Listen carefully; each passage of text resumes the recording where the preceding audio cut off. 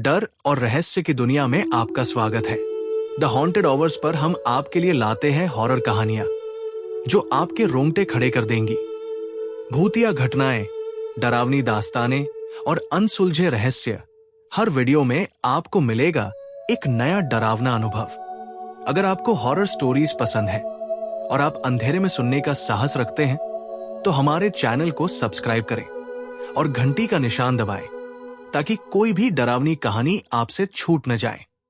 कालवन गांव के घने जंगलों के बीच बसा हुआ था एक ऐसा गांव जहां दिन में चहलकदमी होती थी लेकिन रात को डर पसरा रहता था। इस गांव के जंगलों के बीचों बीच था त्रिलोकनाथ शिव मंदिर जो वर्षों से वीरान पड़ा था। लोग कहते थे कि इस मंदिर में कोई अनदेखा अज्ञात भय समाया हुआ है। गांव के बड़े बुजुर्ग कहते थे कि उस मंदिर में एक अप्सरा भूता का वास है, एक ऐसी आत्मा जो कभी इंसान थी लेकिन अब सिर्फ बदले की आग में जल रही है। कहते हैं बहुत साल पहले इस त्रिलोकनाथ मंदिर में एक साधु तपस्या करता था। उसका नाम था ऋषिकेश। वो केवल साधु नहीं था बल्कि एक योद्धा जैसा प्रतीत होता था। लंबा गठीला शरीर, तेजस्वी चेहरा और आंखों में गहराई। उसकी साधना इतनी गहरी थी कि दिन रात नमः शिवाय की गूंज जंगल में गूंजती थी। इसी बीच एक दिन वहां प्रकट हुई एक रहस्यमयी अप्सरा जिसका नाम था विभामला। उसने कहा, हे ऋषिकेश, कालवन के महान तपस्वी को मेरा प्रणाम। वर्षों से आपकी शक्ति और तपस्या के बारे में सुनती आ रही हूं। आज मैं आपकी सिद्धियों को पाने आई हूं। मुझे आपकी ऊर्जा, आपका ज्ञान, आपकी शांति चाहिए। लेकिन ऋषिकेश अडिग था। उसने आंखें भी नहीं खोली। विभामला क्रोधित हो उठी। उसकी सुंदरता में छलकता अहंकार टूट चुका था। अरे पाषाण, तू कौन है मुझे नजरअंदाज करने वाला? मैं अप्सरा हूं, स्वर्ग से उतरी हूं। तेरी इस ध्यानस्थता को आज मैं चूर चूर कर दूंगी। वो जादुई अस्त्रों से ऋषिकेश पर हमला करने लगी लेकिन ऋषिकेश ने अपनी योगिक शक्ति से उसे उसी मंदिर की दीवारों में कैद कर दिया। कैद होते समय अपमान से जलती हुई विभामला ने स्वयं को भस्म कर लिया। मरते समय वो एक भयानक श्राप दे गई, हर पूर्णिमा की रात मैं जीवित होंगी और जो भी पुरुष इस मंदिर में आएगा वो मेरा शिकार बनेगा। तब से हर पूर्णिमा की रात त्रिलोकनाथ मंदिर से अजीब सी हंसी, कराह और सिसकियों की आवाजें आती थी। एक शाम की बात है, गांव के लोग मंदिर की आरती में शामिल हो रहे थे। तभी अचानक आसमान में बादल गरजने लगे। तेज हवाओं के साथ बारिश शुरू हो गई।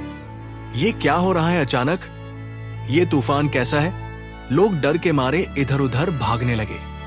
कुछ मंदिर में ही रुक गए तो कुछ अपनी साइकिल और ट्रैक्टर लेकर घर की ओर बढ़ने लगे। उसी वक्त एक नौजवान अर्जुन अपनी मां के साथ मंदिर में था। अर्जुन बेटा, तू कहां जा रहा है?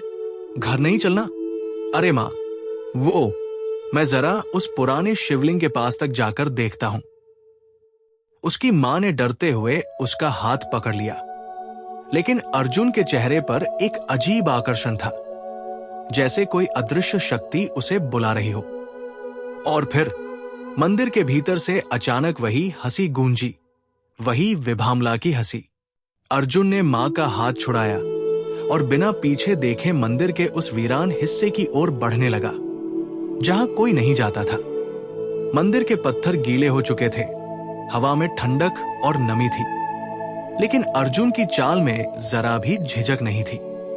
उसके कदम जैसे किसी अनदेखी शक्ति द्वारा खींचे जा रहे थे। मंदिर के अंदर अंधेरा था। टॉर्च की हल्की रोशनी में दीवारों पर प्राचीन चित्र झलक रहे थे, शिव, साधु, यक्षिणियां और बीच में एक चित्र, एक औरत का जिसकी आंखें अब भी जिंदा लग रही थी। विभामला। जैसे ही अर्जुन उस चित्र के सामने पहुंचा, एक ठंडी हवा का झोंका उसके चारों ओर घूम गया और तभी वही हंसी, वही विभामला की कर्कश भयावह हंसी। तो आ ही गया कोई। वर्षों बाद मैं जानती थी कोई न कोई आएगा। और आज पूर्णिमा है। अर्जुन ठिठक गया। सामने धुएं से बनी एक परछाई आकार ले रही थी। पहले धुंधली और फिर धीरे धीरे एक सुंदर लेकिन भयावह रूप में बदलती हुई विभामला प्रकट हो चुकी थी। तुम क्या चाहती हो? अर्जुन ने साहस जुटाकर पूछा। मुक्ति या फिर बलि? जिस दिन मेरी आत्मा अपमानित हुई थी उसी दिन मैंने प्रतिज्ञा की थी, जब तक कोई मेरे श्राप को तोड़ नहीं देता मैं हर पूर्णिमा को लौटूंगी। अर्जुन ने चारों ओर देखा। मंदिर की दीवारें हिल रही थी, जैसे स्वयं ईश्वर भी इस वार्तालाप को सुन रहे हों। उसे याद आया, दादी हमेशा कहती थी, हर श्राप को मोक्ष की राह चाहिए। नफरत का जवाब नफरत नहीं, करुणा है। अर्जुन ने झोले से अपने दादाजी की पुरानी रुद्राक्ष की माला निकाली, जो वे सदैव पूजा में रखते थे। हे देवी, अर्जुन बोला, यदि तुम्हें शांति चाहिए तो मैं तुम्हें शाप से मुक्त करता हूं। इस रुद्राक्ष की माला से शिव का आह्वान करके मैं प्रार्थना करता हूं कि तुम्हारी आत्मा इस जन्म मरण के चक्र से मुक्त हो जाए।